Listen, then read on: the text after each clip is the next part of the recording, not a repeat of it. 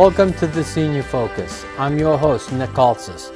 Did you know that although tumors occur at all ages, cancer disproportionately strikes individuals in the age group 65 years and older? Over half of all newly diagnosed cancer patients and nearly 3/4 of cancer deaths are in this age group. But the good news, if you can call it that, is that there are nearly 12 million cancer survivors today. That is nearly a fourfold increase from just the 1970s. Joining me today is Dr. Justin Maykel. Dr. Maykel is a surgeon at UMass Memorial Medical Center. Dr. Maykel, welcome to the Senior Focus. Thanks, Nick. It's great to be here. You know, the segment of the population comprised of individuals 65 years of age and older is booming. We just heard that cancer disproportionately affects individuals that are 65 years of age and older. Cancer treatment is very expensive. We can all do the math. This is a very, very important topic. And it's going to be more important as time goes on. First of all, I want to thank you for taking time out of your busy schedule to come today so that we can learn about this very important topic because, as I've said many, many times, knowledge is power. The more that someone knows about these topics that I talk about, the better it is for them. Actually, the better it is for society in general. How long have you been a surgeon, or how long have you been a surgeon at UMass? Well, I came to University of Massachusetts Memorial Medical Center back in 2005, so I've been here for about 7 years now. Mm-hmm. And what drew your interest toward medicine? You know, it's funny, for whatever reason, since I was a child, I always had this view of the world that I wanted to become a surgeon, or at least earlier on as a doctor, and make a difference. And probably came from an influences I had as a young child. My grandfather was a doctor, and my uncle was a doctor, and for some reason it just seemed to be my path in life. And fortunately, it's worked out. You know, when I was younger, I wanted to be a doctor too. Ended up being a lawyer, but I wanted to be a doctor. I can remember dissecting fish, dissecting frogs. As a little kid at my house. Yeah. I didn't go into that field, and instead I'm a lawyer. A lot of what I talk about is in the medical field. When you, furthered your education, how is it that you became a surgeon? Like, you go into medical school, and what basically happens? Well, it's a pretty varied experience as a medical student. You see a little bit of everything. Okay. And the first 2 years of medical school is basically classroom work, and then the second 2 years is more experiences in the hospitals, where you go on different rotations and you're exposed to medicine and surgery and neurology and gynecology, and you go down the list. And when I made it to my surgery rotation, it was just really, an epiphany, really. It was clear that was where my career was going to go. So it's a well-rounded education. You learn about a little bit about everything. Well, it's like everything in life. So you're exposed to the different options, and then there's something that just sort of resonates with you. And the ability to evaluate patients, make a diagnosis, then actually do something or perform a technical procedure to make a difference in their lives is really what the big draw was. So what is your title? Chief of Colorectal Surgery at UMass Memorial Medical Center? That's right. So what that means is that after medical school, when you graduate, you go on, and I did a general surgery residency program in Boston at Beth Israel Deaconess Medical Center. So when you say general, what kind of things did you do? So, as a general surgery resident, just like as a medical student, you'll rotate through a lot of different fields. So it could be transplant surgery or cardiac surgery or general surgery, you go down the list. And I, again, had a particular interest and affinity towards my field, which is colorectal surgery. And what that means is that you go on after your general surgery residency and you do a fellowship training program. And so we learn to deal with diseases at an expert level, such as colon cancer and rectal cancer, inflammatory bowel disease like Crohn's disease and ulcerative colitis, diverticulitis. Is there anything that got you interested in, cancer surgery, colorectal cancer surgery, as opposed to orthopedic surgery, Yeah. neurology and neurosurgery. Well, one of the nice things, and we'll probably get to this a little bit later on, about dealing with patients who have colorectal cancer is that it's very treatable. Okay. And at least on the treating side, it makes us feel like we're actually making a big difference in patients' lives. You know, I'll tell you, when you were first on my radio show, I was a few months ago now, and I think you had, made the statement. You told me that, hey, look, if these diseases are detected early enough, there is screening, and we'll talk about screening tests that are available. If it's detected early enough, it can be cured. That kind of floored me. I was of the, I thought that if you had cancer, the prognosis wasn't very good, and you informed me that actually it depends when you detect the abnormality. A person can have a tremendous prognosis. They can be cured.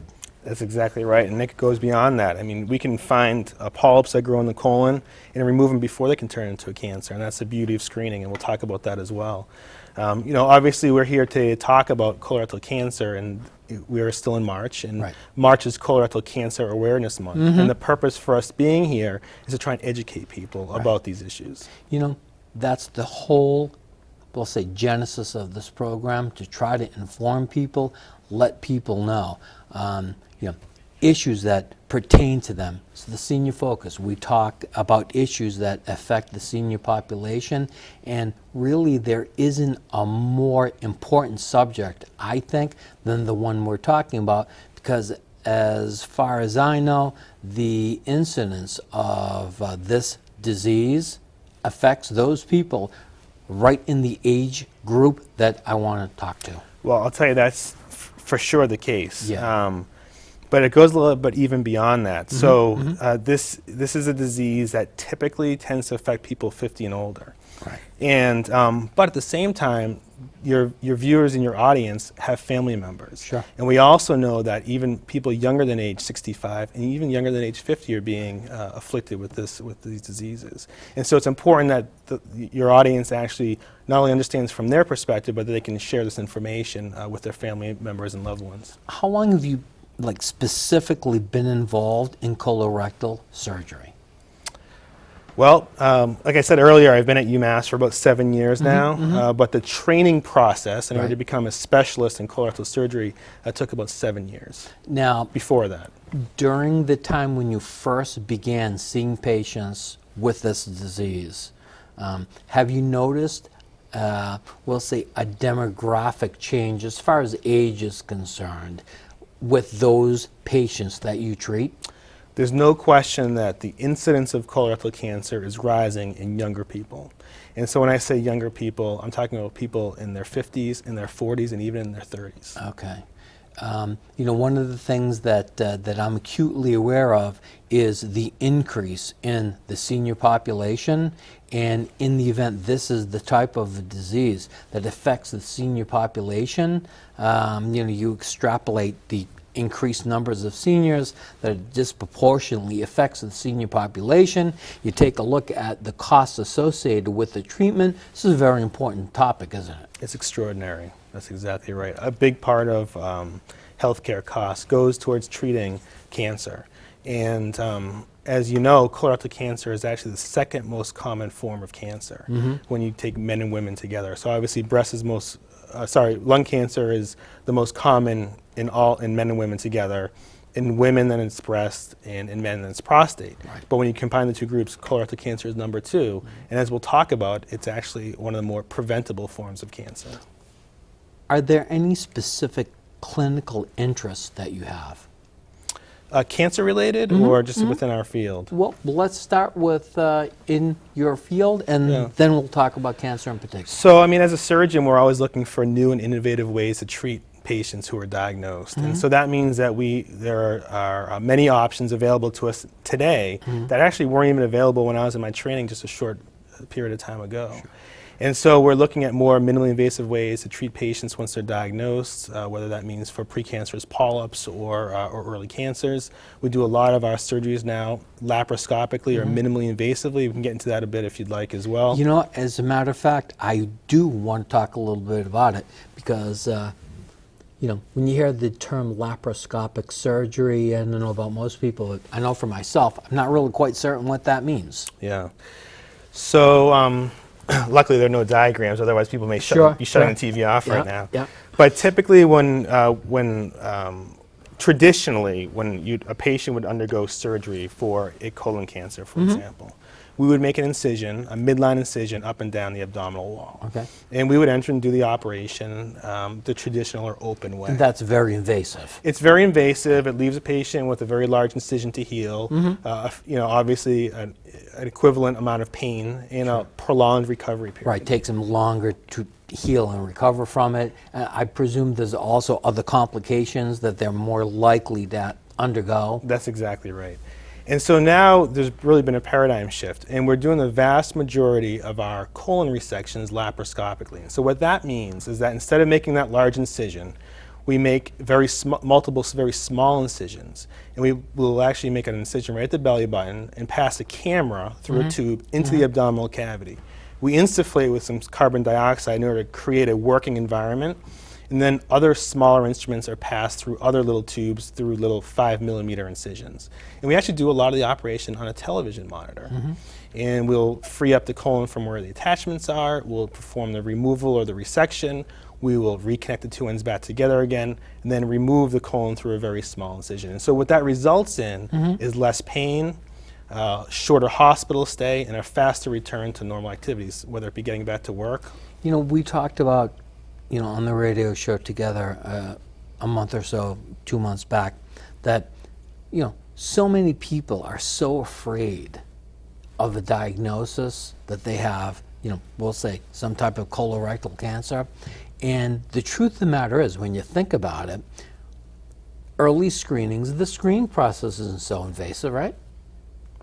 No, and we can talk about the different options as well. And then the treatment that you mentioned, at least with laparoscopic surgery, small incisions, shorter healing time. So the sooner someone takes a look at, or has someone, you know, screen them and take a look at their system, the better for them, because they won't have to undergo such a prolonged recovery, or, you know, suffer invasive treatments. Yeah. Is that correct? I mean, it's absolutely correct. The bottom line is that our goal is to prevent colon cancer. Right. And so we are fortunate enough to have a test called colonoscopy, where we can actually go in and screen the at-risk population, typically patients age 50 and older, find small polyps and remove them before they have an opportunity to turn to cancer. Then we don't need to talk about open surgery, we don't need to talk about laparoscopic surgery, we can just talk about prevention. You know, what exactly is colorectal cancer? Okay. So basically, all forms of cancer are cells that grow out of control. And so normally the body has the ability to stop uncontrolled cell growth. But for people who develop cancer, they lose that regulation, and these tumors can grow. And basically there's a sequence from a normal colon to a precancerous polyp to an invasive cancer, or what we call an adenocarcinoma. And how common would you say this is for someone that's like 50, 65 years of age? Sure. So the incidence of colorectal cancer increases after age 50. And same thing with polyps, and that's the reason why we've set 50 typically as the starting date for having colonoscopies. Now that age is diminished, or typically we'll start at age 40 when you have risk factors such as a family history of colorectal cancer. Is it more common for this type of cancer to occur in a man or a woman? It's really not. It's actually pretty equal between men and women. And you mentioned polyp, you know, a number of times. What exactly is a polyp? Good. So basically, when the colon is normal, it's a sort of a smooth surface. A polyp is a bump or a growth. And it's where some cells sort of cluster together, and sometimes people will say it looks like a little marble or a little mushroom, and that can grow over time. Now, not all polyps turn into cancer. We think that maybe somewhere around 10% of polyps can turn to cancer with time. And the next question is, well, how long does it take? We think maybe somewhere around 10 years or so from a normal colon to actually go through the process of growing a polyp and then turning into a cancer. And that's the uncontrolled growth of cells that you're talking about. And as they continue to grow, these polyps become larger and can turn into a tumor or a cancer, which then have the ability to spread elsewhere, other areas in the body, whether it be to the lymphatic system or to the liver or to the lungs or somewhere else. We're going to have to take a short break. We'll come back right after these messages with more Senior Focus.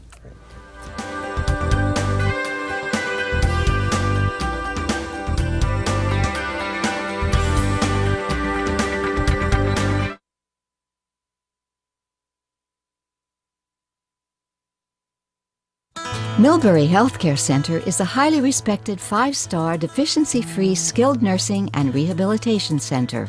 We are renowned for our compassionate care and specialty programming, making it possible for your next step, returning home. We listen and take the time to understand your goals. We provide support and the tools needed to safely prepare for your transition home. Millbury Healthcare Center is the community choice for skilled nursing and rehabilitation. Does your loved one suffer from memory impairment, dementia, or Alzheimer's disease? Consider Dodge Park Rest Home in Worcester. Our geriatric medical team and nursing staff are available 24 hours a day. We offer medication administration and incontinence care with dignity. Our activity programs are designed to engage and stimulate the mind. And with Dodge Park Rest Home, you can better protect your estate and save your assets with only a 1-year look back. Your loved one will feel safe and at home with Dodge Park Rest Home of Worcester. Elder and Disability Law Advocates is presenting a free Living Well with Cancer Symposium on Thursday, April 5th at Holy Cross College. Learn about the latest treatments and screenings from experts at UMass Memorial Healthcare. Free admission, parking, lunch, and also gift raffles. To register, call 508-755-6525 or visit edlalaw.com.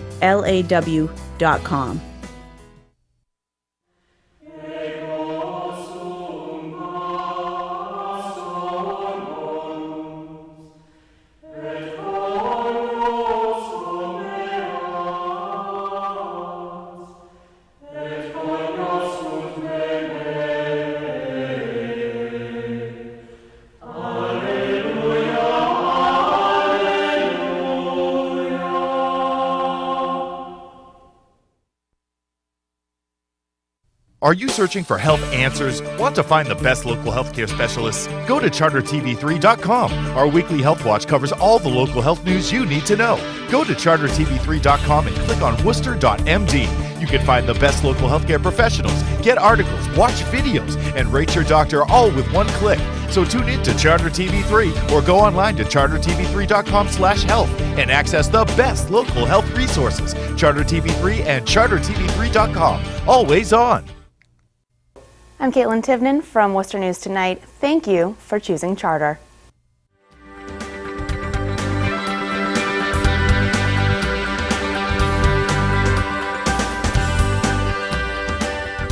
Welcome back. You're watching Senior Focus with Dr. Justin Maykel. We were talking about polyps. What does a polyp look like? You said that it can be an uncontrolled growth of cells.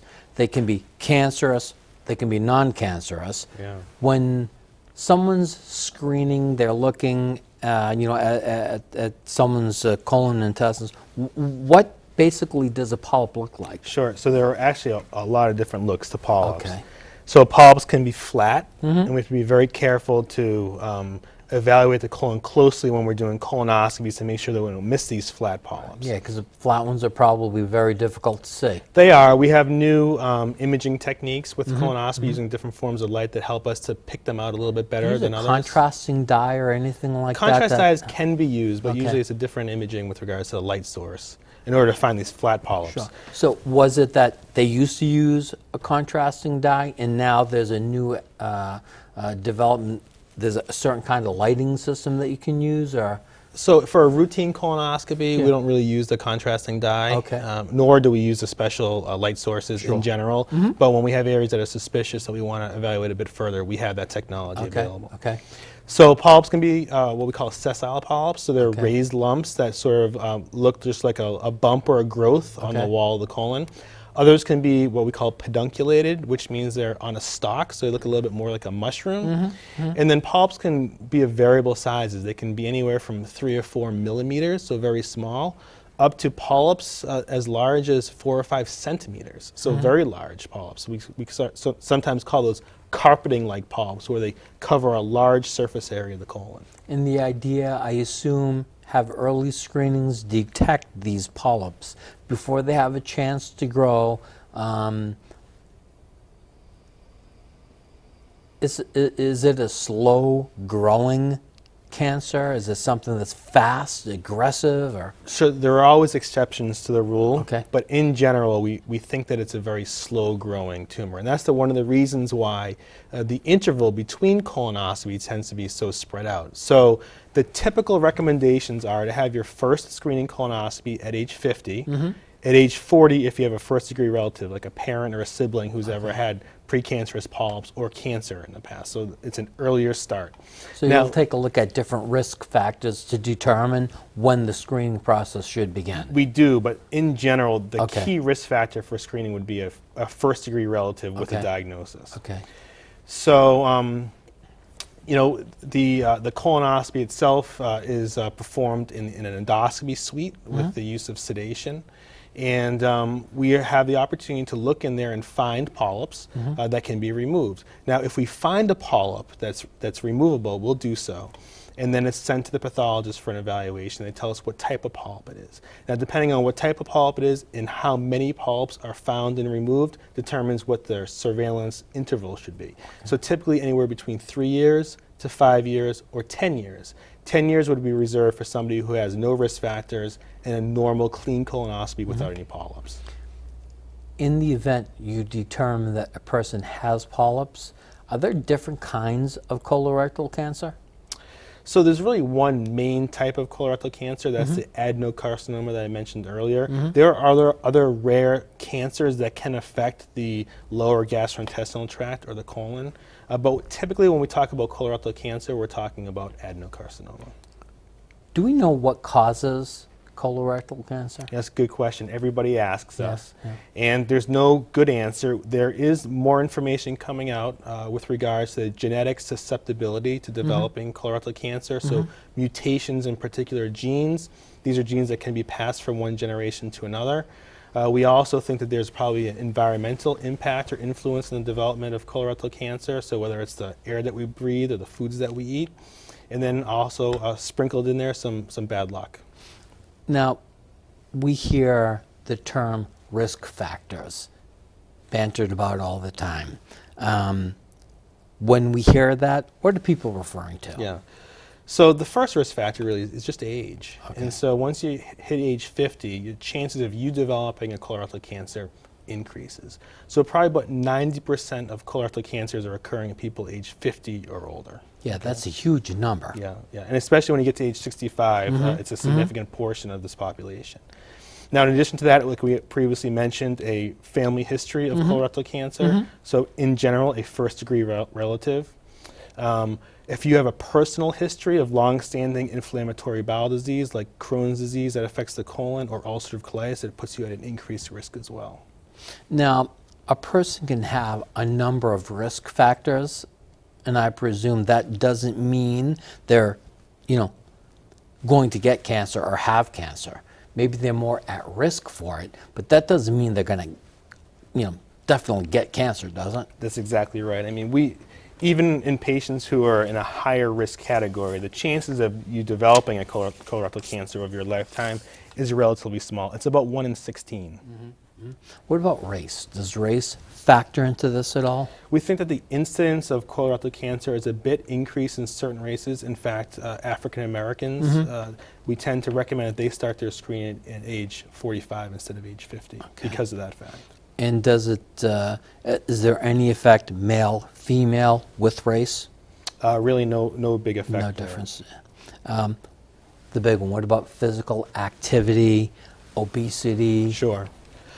So when we talk about prevention, obviously we focus on testing like colonoscopy, but there's also primary prevention, or things that you can do to help prevent yourself from getting colorectal cancer.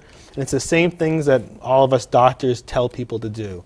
Exercise, stay fit, lose weight, and be active. Have a good diet with high fruits and vegetables, high fiber, and stay away from a lot of processed foods and large amounts of meat. You know, as far as diets and supplements, are there any particular supplements that have been shown to help a person avoid? Yeah, there's been no great studies showing you need to take X, Y, or Z. I mean, there's been some information that's come out with regards to the use of niacin and selenium and calcium and some other supplements that you could take. There's actually been some recent data that suggests that taking an aspirin a day, Yeah, that's what I was going to ask you next. can actually not only help with the heart, but also help prevent polyp formation. What about if someone likes to eat steak, likes to eat meat? Does meat increase the risk of colorectal cancer? Not enough that I would tell you not to go enjoy it. your Okay. favorite meal. We tell everybody, with regards to everything in medicine, you hear the same story from your doctor. That's everything true. in moderation. And the last thing I'm going to talk about with you with respect to risk factors, I assume stress is not a good thing. It's not a good thing for Anything. a lot of parts of people's Right, sure. overall health. And so obviously we recommend that people stay fit and healthy and exercise, and that helps as a stress relief as well. We talked a little bit about screening, and I would like to talk more about screening. Obviously, regular screenings are an important factor in reducing one's risk to get colorectal cancer. That's right. And so we've focused, at least so far, talking about colonoscopy. Right. But there are barriers for people to actually come in and get the test done. There are issues with regards to not knowing that it's an important test to be performed from a patient's perspective. And Tremendously important That's test. right. Yeah. And sometimes people's doctors aren't necessarily recommending they come in for a colonoscopy. There are fear issues with regards to the test itself, with regards to the findings. There are financial issues at hand. Now, fortunately, screening colonoscopy is covered by all insurance companies. Even if it wasn't covered and someone had to go out of pocket for the cost of a colonoscopy, what cost are they going to have to incur? Well, Does it cost $3,000? So there's a cost for the preparation that Right. needs to be done beforehand, Right. and there's a cost of the test itself. I would presume that the cost of the screening pales in comparison to when someone is diagnosed with this disease. The treatment that they undergo and the cost of that treatment so far outweighs what the cost would be for the screening. I'm not quite certain why someone wouldn't want to go get screened. Well, that's exactly right. In fact, we instituted a program at UMass Memorial where we offer screenings to all of our employees for that very purpose. We want a healthy workforce. Right. And so any employee at UMass Memorial at age 50 or older can have a screening exam performed. They will have the day off from work. We'll waive the co-pays. We'll pay for the bowel preparation itself. Again, why? Well, we want to maintain a healthy workforce. And the cost of preventing cancer is much less than treating it. So often I'll see people in my office, and I'm not quite certain how the subject, comes up, but they'll be afraid to go in for the screening. They'll be afraid to go in for, a colonoscopy. And, I try to enlighten them to the fact that really it's not an invasive procedure. It's really, I'm not a physician, but I think it's a rather simple procedure. Someone goes in and has the procedure done, and the physician can take a look and see if there's any abnormalities, and in the event they don't do it, and I see people that are 60, 70, 80, now I've seen a woman that was 101 years of age. If they just try to brush it under the rug and stick their head in the sand, the exact thing that they're afraid of is what they're going to be facing down the road. Yeah, I think that some people may disagree with you about it not being an invasive procedure. Yeah, no, I think that you might be right there, but it's just a very straightforward test. Most right. patients maybe say, that's what I should have said. It's that's a right. straightforward test. Most people will say the hardest part of a colonoscopy is the preparation beforehand. Right. Now I tell all of them that people are out in California paying for these colonics, and they're we're going to do it for free. Yeah. So they come in, they have their bowel prep, they come in, they go to the endoscopy suite. It's a very well-oiled machine, a straightforward process, and people feel comfortable with it because of that. We give sedation to keep people comfortable. Right. And most people, the next question they ask is, when are we going to start? And the answer is, we're already done. I think that you summed it all up when you said the worst part of, this screening is the preparation. And I mean, yeah, maybe it's uncomfortable or whatever, but the the problems that people might have to face down the road if they don't do whatever screening is necessary far outweighs the aggravation or the inconvenience of the screening of the preparation. That's right. And I really don't believe that it's a test that should be feared. Right. But there are patients. We shoot for 100% compliance with regards to screening once you hit age 50. We do pretty well with it in Massachusetts, but we're only getting 50% of the population are actually getting their test done. We're going to have to head to a break soon, but before we do, can you tell me what's the difference between a sigmoidoscopy and a colonoscopy? Sure. So a sigmoidoscopy is sort of like the short form of a colonoscopy or a partial scope. So only about half of the colon is evaluated. The reason why some patients may choose that as an option is it can be done in the office with a less invasive type of a preparation, but unfortunately typically isn't done with any type of sedation. Gotcha. So in general, we tend to recommend a full colonoscopy with the use of sedation for patient comfort. There are other options available as well. So for patients, for that 50% who aren't willing to have a colonoscopy, there are other tests. You talked about a flexible sigmoidoscopy, but there's also fecal occult blood testing, amongst others. We're going to head to a break.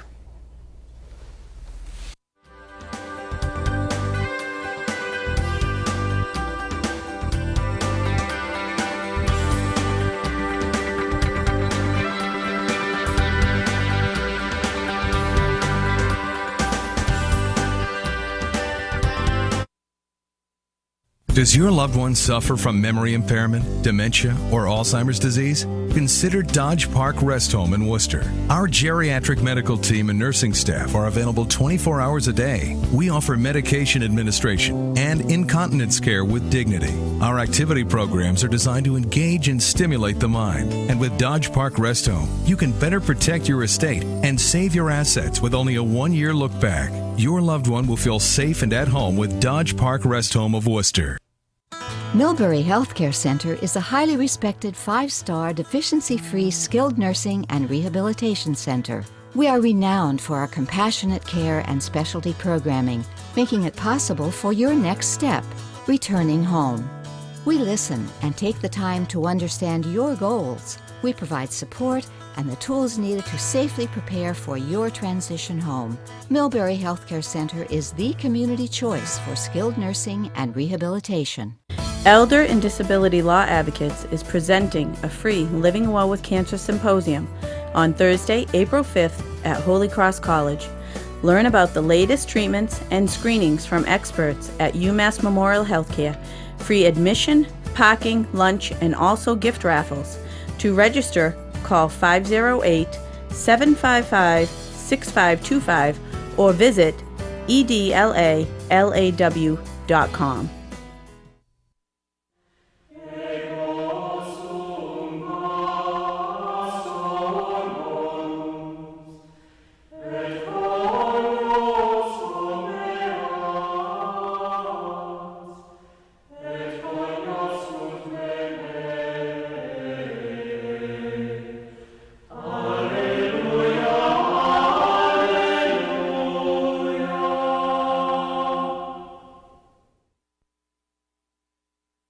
Coverage from Central Massachusetts for Central Massachusetts. Trouble for travelers on Worcester's only commercial airline. John O'Brien will step down as CEO of UMass Memorial Healthcare. Ticket prices will go up and service will be cut.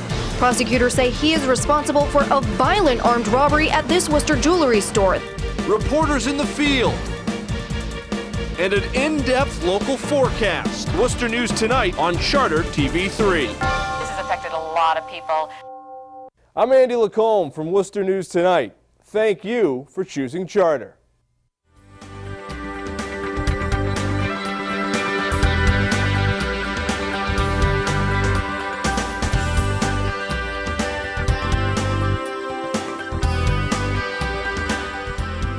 Welcome back to the Senior Focus and my discussion with Dr. Justin Maykel.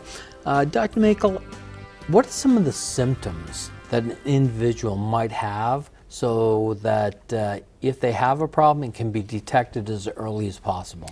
Yes, that's a great question. So far we've mainly been talking about prevention or screening colonoscopy. So those are patients who don't have any symptoms at all. Okay.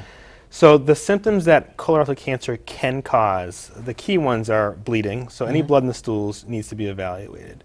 Changes in your bowel habits. So if you're typically a regular person and all of a sudden you've noticed significant constipation or loose stools, that needs to be evaluated as well.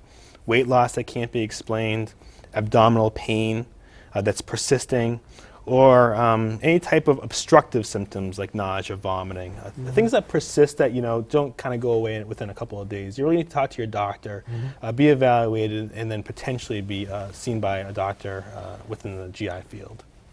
Am I correct in thinking that this kind of cancer, you really don't show any symptoms until you've progressed into the disease? So by the time somebody is having symptoms, it typically means that there's a cancer present as opposed to a precancerous polyp. Now, as the symptoms persist, and sometimes are attributed to other problems, for example, oh, my hemorrhoids are bothering me.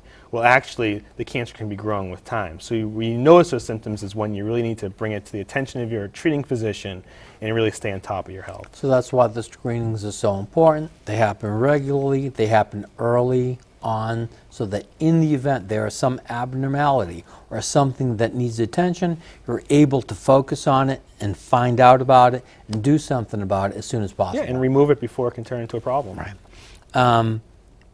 We hear a lot about biopsy. What's a biopsy? So basically a biopsy is just sampling of the tissue. So if I were to do a colonoscopy and we found a polyp, we would remove it. That would be considered a biopsy. That would then be evaluated by a pathologist and who would tell us exactly what the diagnosis is, whether there are any signs for any tumor cells, or same thing, if we found a colon mass or a tumor when doing a colonoscopy, we may take a small piece of it off to try and confirm exactly what the diagnosis is. Are biopsies performed simultaneously with a colonoscopy? Let's say you go in there and you said, if we see something, we might take a piece of it, a part of it, and it gets biopsied. Yeah. Is a biopsy something that takes 2 months, or is it something that can happen while you're doing the procedure? Yeah, so that's the nice thing about a colonoscopy is that it's a diagnostic test and it can also be therapeutic at the same time. Okay. So you can, if you were having a colonoscopy and something that's abnormal was found, we would go ahead and biopsy it all at the same time. The biopsy may be just sampling some tissue or actually removing a polyp. Now, there's a turnaround time for it to be evaluated by a pathologist. Okay. Whether that's 3 days or a week, it's hard to know exactly, but typically it's all done at the same setting. When you said there can be a therapeutic component to it as well, is it possible you go in, you get your colonoscopy, you see something, this might be too simplistic a view, but let's say you see one polyp. The person has one polyp, and can you take that polyp out right then and there? That's what we do. Okay. Yes. Yep. I think also I need to ask you, is there a difference between rectal cancer and colon cancer? Yes, that's a great question. Okay. So basically, if you think of the intestines as a long tube, the bottom portion is called the colon, and then the colon eventually transitions into the rectum, which is the end of the gastrointestinal tract. Okay. And so tumors can grow anywhere within that entire length. Now, when people are diagnosed with colon cancer, it tends to be in the abdomen, and in general we'll perform a staging workup to make sure there's no signs for any spread anywhere in the body. And Now, when you say spread, I assume that you're talking about the term, what do they call it? Metastasize. That's Okay. right. And so colon cancers and rectal cancers can metastasize or spread to other organs, most typically the liver or other times to the lungs. And we get CAT scans to evaluate to make sure there's no signs for any spread.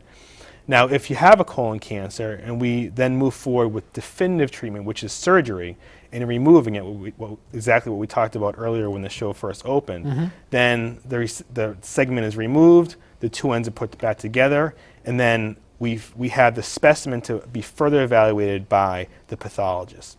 Now, if there are signs for spread into the lymph nodes that surround the tumor or elsewhere in the body, there may be a role for chemotherapy as well once you've recovered. I used to think that the only lymph nodes that a person had were like up by their ears. Yeah, no, they're throughout the entire They're throughout body. the entire body, right? They are, Okay. and they line the gastrointestinal tract. Okay. Now, rectal cancer is in the bottom portion of the intestines, and it's treated differently. And it's very important that if you're given that diagnosis, you're seen by a team of doctors who treats this regularly, because the treatment algorithm is really key and essential to your overall outcome and survival. And so when patients are diagnosed with rectal cancer, there are additional options available outside of going straight to surgery. So in general, when tumors are a bit more advanced, we'll actually treat first with a course of chemotherapy and radiation, and then move forward with surgery, and then more chemotherapy afterwards. Now, there are times when the rectal cancers are early, and we could do a more of a minimally invasive resection of the tumor.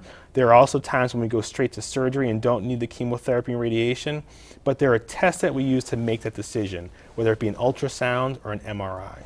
Now, is there a difference, and if there is, what's the difference between a polyp and a tumor? So polyp just tends to be a smaller growth. So you're talking about different things when you say tumor. Sure. You're not talking about a polyp. So a polyp can be a small little growth like the size of a pea. Okay. Okay. Yep. So typically when a polyp has turned into a tumor or grown to the size that it's actually a cancer, they tend to be larger, sometimes the size of a golf ball, other times the size of a baseball. Okay. Is there a difference in kind of cancer between rectal cancer and colon cancer, or is it the same type of cancer? It's just happening someplace else in your body? That's right. It's the same type of cancer. Okay. It's happening in a different location, but there are different ways that we treat them. Right. And that means that we use a multidisciplinary or team approach in managing people with rectal cancer, where we pull in the gastroenterologist, the surgeon, the medical oncologist, the radiation oncologist, and we treat in a combined fashion. And then it's a more of an expertise type of a surgery or operation that's performed with a lot of sort of different approaches than what we do with just straightforward colon cancer. And I know I've said it before, and I'm going to say it again. Early screening and detection is critical in these matters, because if a person, and who wouldn't be afraid of surgery, right? No one wants to undergo surgery. If you don't want to undergo surgery, undergo your screening tests as soon as possible so that someone like yourself can detect if there's a problem there and treat it minimally invasively. Maybe not have to undergo surgery at all. Yeah. So, again, it's all about awareness and education. Right. And the reason why I'm here today is that if in this 1 hour show we can convince one person to go get a colonoscopy, then I think our time was well spent. I hope that we convince a lot more than one person. Yeah.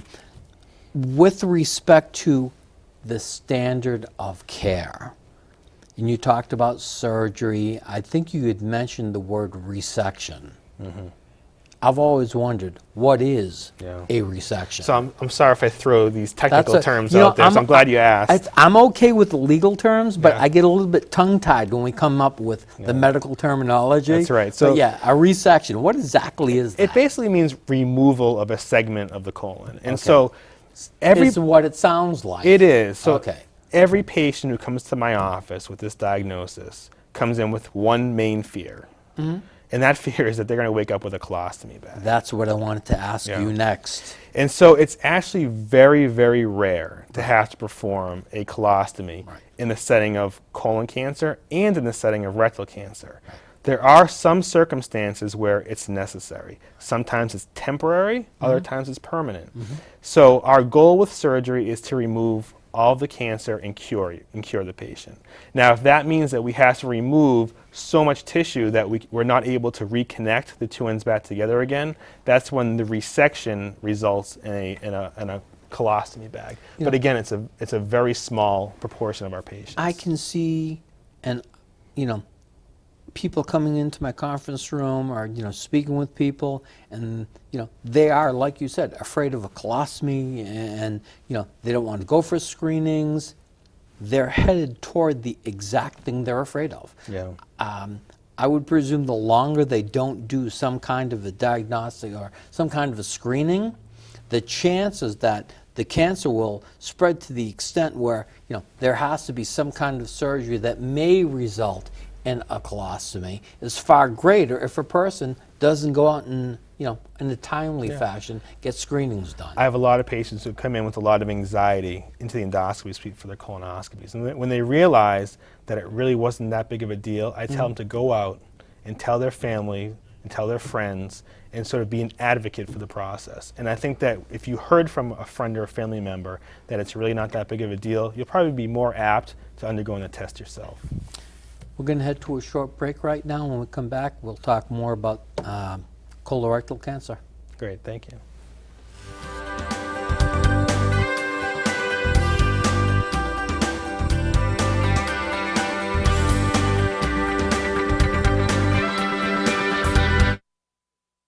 Millbury Healthcare Center is a highly respected 5-star deficiency-free skilled nursing and rehabilitation center. We are renowned for our compassionate care and specialty programming, making it possible for your next step, returning home. We listen and take the time to understand your goals. We provide support and the tools needed to safely prepare for your transition home. Millbury Healthcare Center is the community choice for skilled nursing and rehabilitation. Does your loved one suffer from memory impairment, dementia, or Alzheimer's disease? Consider Dodge Park Rest Home in Worcester. Our geriatric medical team and nursing staff are available 24 hours a day. We offer medication administration and incontinence care with dignity. Our activity programs are designed to engage and stimulate the mind. And with Dodge Park Rest Home, you can better protect your estate and save your assets with only a 1-year look back. Your loved one will feel safe and at home with Dodge Park Rest Home of Worcester. There's a very real direct impact into the regional economy from each of these bases, but also statewide. As you pointed out, the cumulative economic impact is not only the payroll on the bases. We have a strong argument to make, as Paul said, in terms of all the innovation that we have going on, both in academia and the private sector and our bases. Hi, I'm Lieutenant Governor Tim Murray. Join us here in the Commonwealth Report. Thank you for choosing Charter.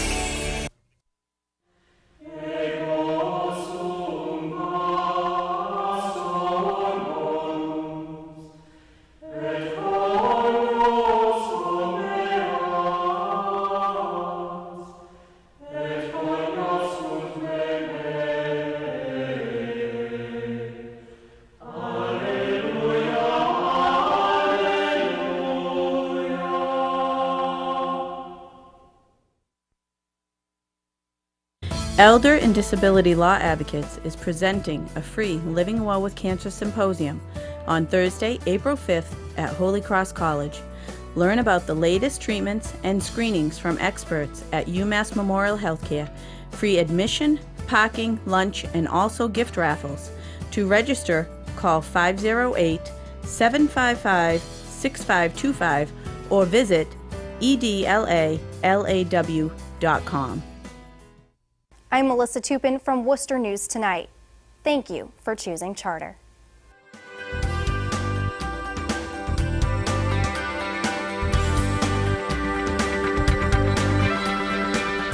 Welcome back to the Senior Focus and my conversation with Dr. Justin Maykel. We talked about certain treatment options. I presume that those treatment options are basically tied with what stage the cancer has progressed to. That's right. So ultimately, we will stage the patient's cancer based on the pathology specimen itself, so what we remove at the time of surgery. In addition, we'll use some blood tests, and we will use x-ray tests like CAT scans to see, again, whether there's been any spread anywhere else in the body. And when we say stage, what do we mean by that? So there's basically 4 stages. Okay. Stage 1, 2, 3, and 4. Yeah. And as you progress from 1 to 4, it means the cancer is more advanced. So stage 1 and 2 means it's confined to the colon or the rectum itself. Stage 3 means it's spread to the surrounding lymph nodes. And stage 4 means it's spread outside of the primary organ, the colon or the rectum, to other places in the body. What about clinical trials as a treatment option. Is that a viable Yeah, sure. question? So there are standard treatments for colorectal cancer, which include surgery and, at times, when cases are more advanced, chemotherapy. And there's a standard chemotherapy regimen that we use. Now that chemotherapy is typically delivered over a period of about 6 months and tends to be actually very well tolerated by patients. It's not the classic chemotherapy where patients are having uncontrolled nausea, vomiting, and losing their hair. There are clearly side effects, but tends to be very well tolerated, and most patients actually will work through it, believe it or not. And the side effects for that chemotherapy, other than the nausea that Sure. you mentioned, are there other side effects? Nausea, diarrhea, sometimes some neuropathy or numbness and tingling in the hands and in the feet are really the main ones. You know, I assume, like me, you think that education is very important, and as I always say, the more a person knows, the better. What are some of the ways that you try to get the message out? Yeah, well, obviously doing shows like this, and also, we instituted a symposium at UMass Memorial 4 years ago, and it's been an annual success, really. Every March, we will hold a one-day event which is geared towards educating the Worcester and Central Massachusetts community about colorectal cancer. It's held at our university campus.